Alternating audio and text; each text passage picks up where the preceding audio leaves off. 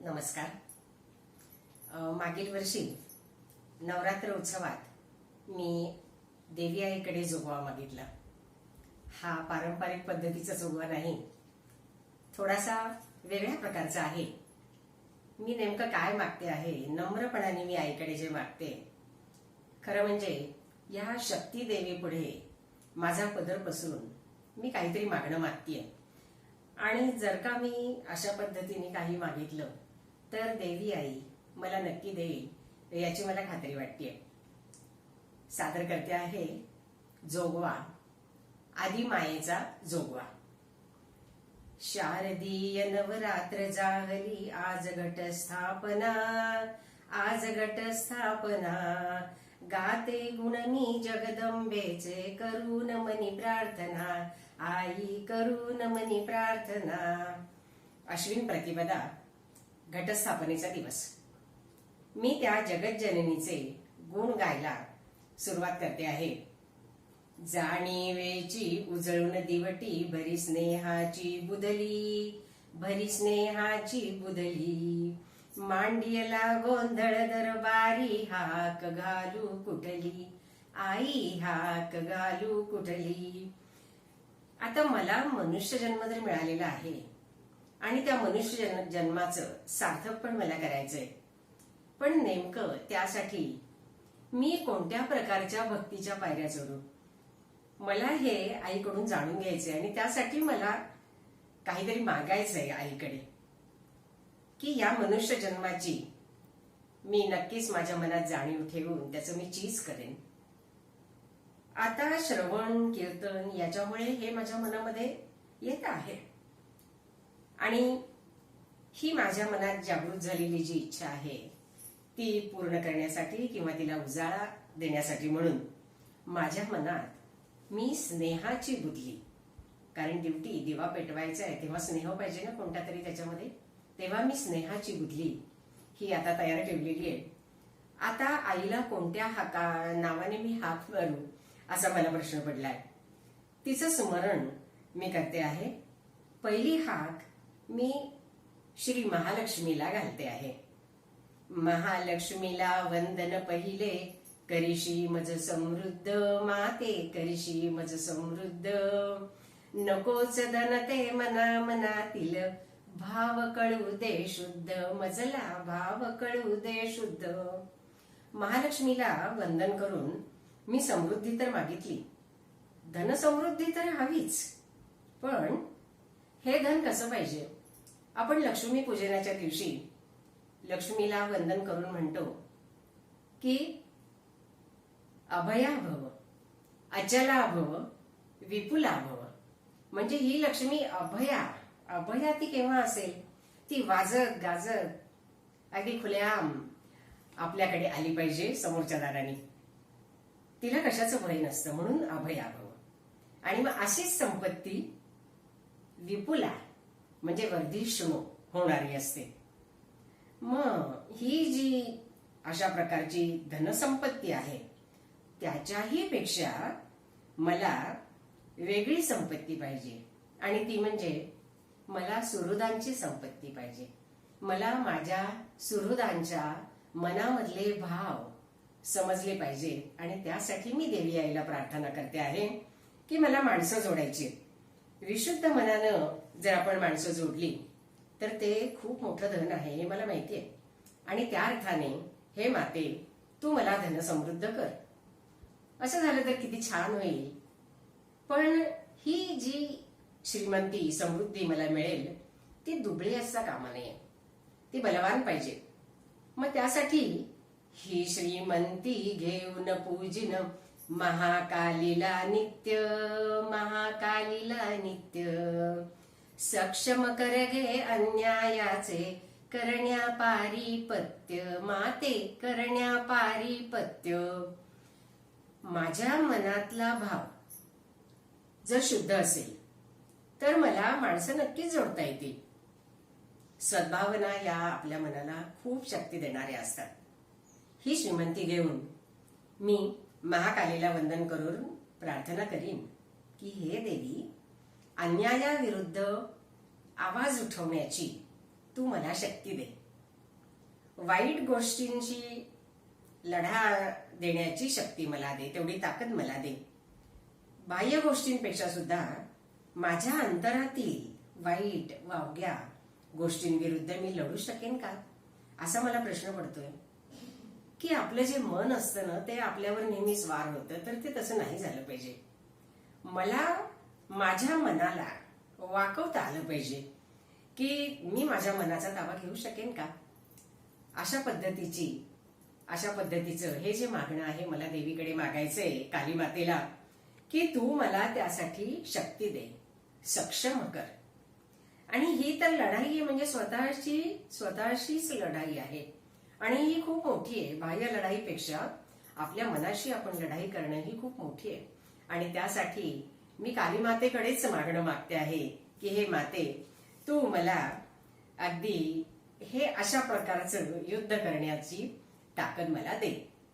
मग आता जर तिने मला अशी ताकद दिली तर निश्चिंतपणानं मी माझं पुढचं पाऊल उचलीन आणि त्या वागीश्वरीचं अगदी मनोभावाने स्मरण करेन.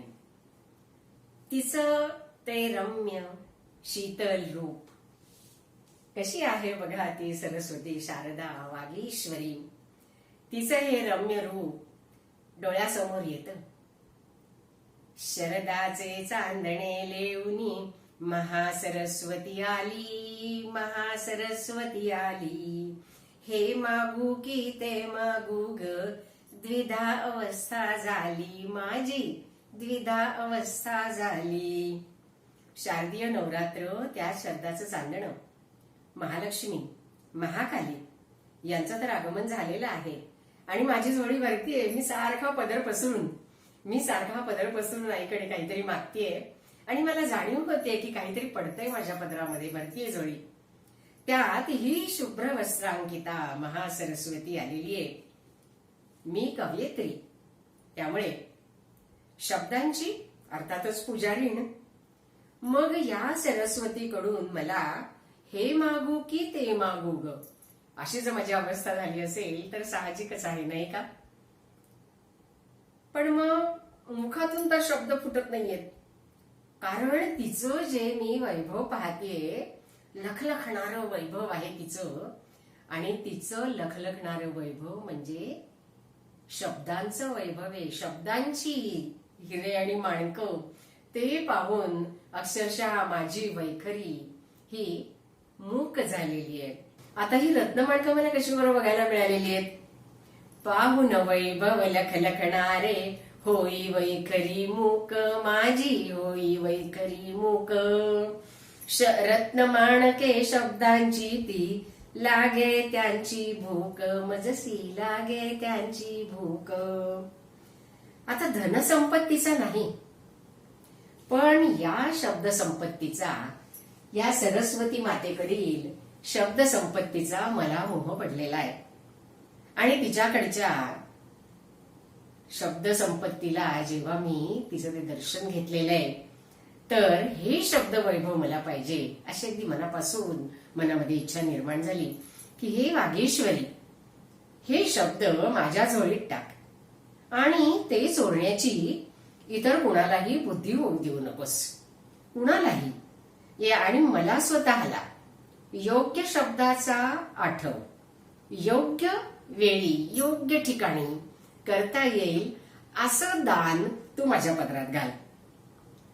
अशी जर कृपा झाली तर खरंच हा शब्दांचा जोगवा हा अगदी म्हणजे माझा परिपूर्ण मनाला समाधान देणारा असा होईल.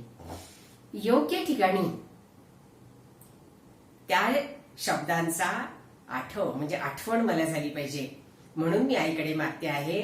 योग्य ठिकाणी त्या शब्दाचा आठव मजसी हवा, माते आठव मजसी हवा.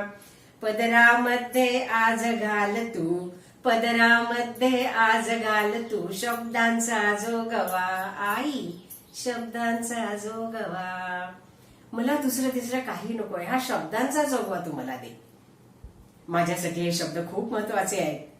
जोगवा जोगवा जोगवा मागते, आईचा जोगवा जोगवा मागते. सुरेख शब्दांचा जोगवा मागते, नीटस शब्दांचा जोगवा मागते, विवेकी शब्दांचा जोगवा मागते, पवित्र शब्दांचा जोगवा मागते, निर्मल शब्दांचा जोगवा मागते, निर्मल शब्दांचा जोगवा मागते. हे आई, माझ्याकडून कुणाचंही मन माझ्या शब्दांनी दुखावलं जाऊ देऊ नकोस. त्यासाठी मला प्रांजल शब्दांचा जोगवा मागते, मृदुल शब्दांचा जोगवा मागते, मधुर शब्दांचा जोगवा मागते. आता अशा प्रकारची ही संपत्ती, शब्द संपत्ती मला माणसं जोडण्याकरताच पाहिजे आहे, आणि ती तर मी मागून घेतलेली आहे. भक्तिभावानी मशागत केलेल्या माझ्या या मनामध्ये ही इच्छा निर्माण झाली, आणि देवी आई ती इच्छा नक्कीच पूर्ण करेल अशी आता मला अगदी आस लागलेली आहे, खात्री वाटायला लागलेली आहे. पण पुन्हा मनामध्ये माझ्या विचार येतोय की हा शब्दांचा जोगवा मी का बरं मागतीये? यांनी मला माणसं जोडता येतील, पण मला त्या परमात्म्याची ओढ आहे, कारण मला माझ्या मनुष्य जन्माचं सार्थक करायचंय. मला तिथपर्यंत पोहोचायचंय. कशा पद्धतीने बरं मला या परमात्म्याशी माझी गाठ होईल, कुठे मला शोध घेता येईल त्याचा? मग हे शब्द घेऊन मी काय करू? समर्थ रामदास स्वामी म्हणतात की शब्द म्हणजे भूस, फोलपट, आणि अर्थ म्हणजे धान्य, निवळ धान्य. उच्चार करण्यापूर्वी शब्दाला अस्तित्व नसतं.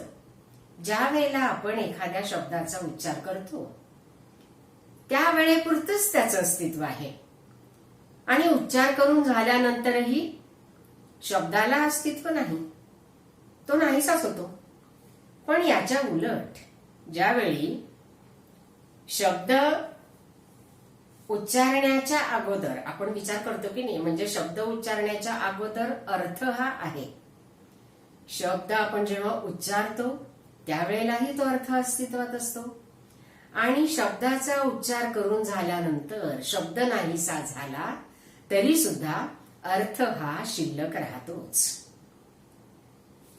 मग हा जो असा आहे टिकाऊपणा आहे त्या अर्थाला, शब्द स्थूल आहे आणि अर्थ सूक्ष्म आहे, तो अधिक अधिक सूक्ष्म सूक्ष्म असा होत जातो, आणि ओंकारामध्ये, ओंकारापर्यंत म्हणजे तो पोचतो.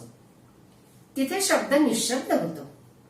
ही जी निशब्दाची निजखूण आहे ती मला ओळखता येईल का, त्याची मला आस लागलेली आहे. शब्द हे वाणीचे प्रगट रूप असं आपण म्हणतो.